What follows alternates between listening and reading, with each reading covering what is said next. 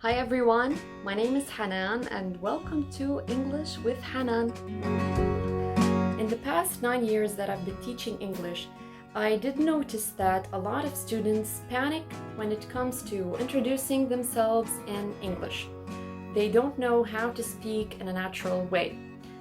You don't have to worry if you're not a native English speaker, or if you're not a professional speaker, or if you're not even an English teacher.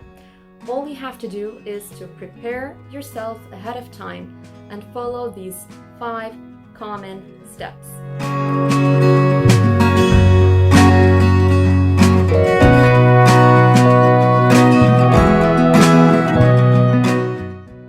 So what is step number 1? Step number 1 is greeting. You have to greet the person you are talking to, or the people, the audience. So you could say, for instance, hi or hello, or if it's during the morning, you could say good morning, or in the afternoon, you could say good afternoon. If it's during the night, you probably would say good evening.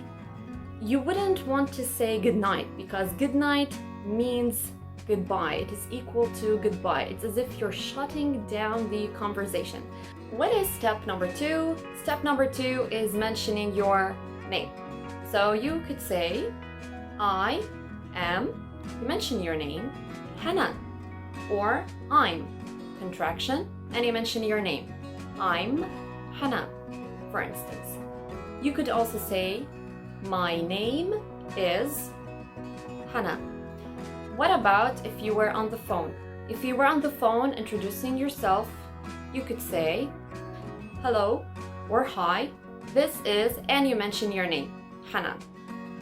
Now you would want to stick to your official name and not nickname, especially if you are in a formal situation, like for example, an interview, a job interview, or a meeting at work. So you wouldn't say, hello, this is, for instance, Matt. Well, my name is Matthew. You would want to stick to your official name. However, if you're in a more casual situation, you might say, well, hello, this is Matthew, but people call me Matt. So step number 3 is to mention where you are from. Let's say, I am from, in my case, it's Lebanon. So, hello, my name is Hanan, I am from Lebanon. Or you could say, if you were born in a place, in a country, but moved then to a different country, you would go like, hello or hi, my name is Hanan, I was born in Lebanon, but live now, let's say, in the United States. Or another way, I grew up in Lebanon, but have been living for the past 9 years, let's say, in the United States, or have been living in the United States for the past 9 years. Okay? Or you could say, I am from Lebanon, but lived most of my life, let's say, in the United States. Step number 4 is to mention your school or your work. So let's start with 1, school. If you're still a school student, you would say, for instance, let's say you're in grade 10, you would go like, I am in, and you mention the grade level. Let's say you're in grade 10, so I am in grade 10. If you do want to mention the school name, you would go in, and you mention the school name. In, let's say, IC school. So I am in grade 10 in IC school. Another way could be, I am a 10th grader, or 9th grader, or 6th grader, let's say, and you mention the school name. Now, let's talk about if you're at work. You would go like, I am, and you mention your position, what you do. Let's say, I am an accountant. I am an accountant. Or, I am a sales manager. I'm a sales manager. If it's a contraction, I'm. Okay? Now, why did I say an accountant? Why did I say a sales manager? I said an accountant because accountant is a word that starts with a vowel, which is A. So I said an accountant. Why did I say a sales manager? Because the word sales starts with a consonant, S. So I said a. Okay? Now, if you do want to mention the company that you work at, you would add that at the end. For instance, I am an accountant at Deloitte, for instance. So I am an or a, it depends on the word that's coming after position, at the company, at, let's say, Google.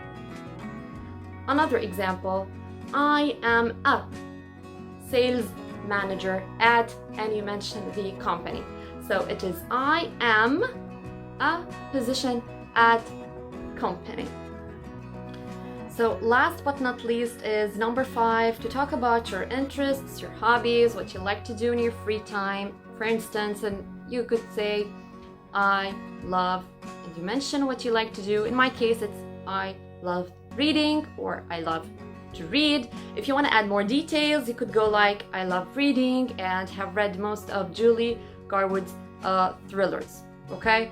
I love to hike, for instance. I love gaming. It really depends on what you guys love to do, on your interests.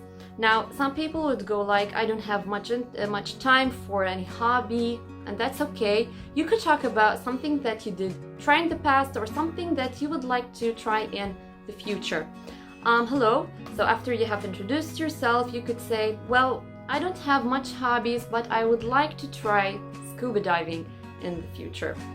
I wouldn't, personally. It's just an example.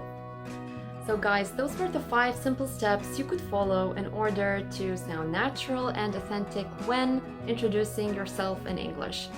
This is my sample of a self-introduction. It goes something like, hi, I'm Hanan. I'm from Lebanon. I have studied English education and taught English for the past 9 years. Right now, I'm focusing on giving online English classes. That's it. All you have to do is to give short sentences. Do not make long sentences, and your ideas will just flow naturally. Don't talk a lot, especially when giving the very first introduction, the very first self-introduction. In a lot of cases, that will captivate your audience's attention, the person you are introducing yourself to. Keep it short. Guys, introductions will really sound awkward if you don't know what to say or if you get caught unprepared. So do take your time to write down some introduction samples and practice them.